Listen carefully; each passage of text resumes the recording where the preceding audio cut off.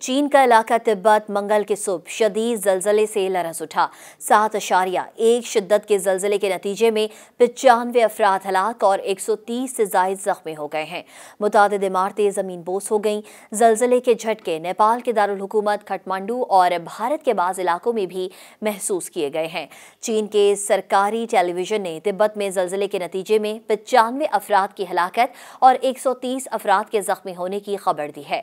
अमरीकी जियोलॉजिकल सर्वे के मुताबिक जलजले की शिद्दत 7.1 रिकॉर्ड की गई, जबकि चीनी जलजला नेटवर्क सेंटर के मुताबिक जलजला सुबह 9:05 पर आया, जिसकी शिद्दत 6.8 थी। ये जलजला गुज़िश्ता 5 साल में 200 किलोमीटर के दायरे में रिकॉर्ड किया जाने वाला सबसे ताकतवर जलजला था।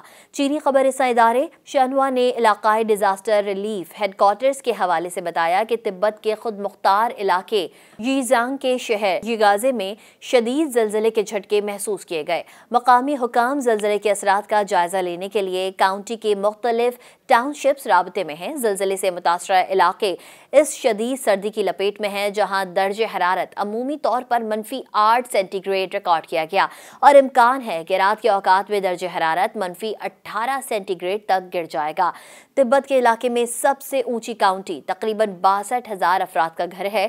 चीन के अलावा नेपाल में दारुल हुकूमत काठमांडू और एवरेस्ट के बुलंदोबाला पहाड़ों में वादी लोबोचे के इलाके में जलजले के झटके महसूस किए गए।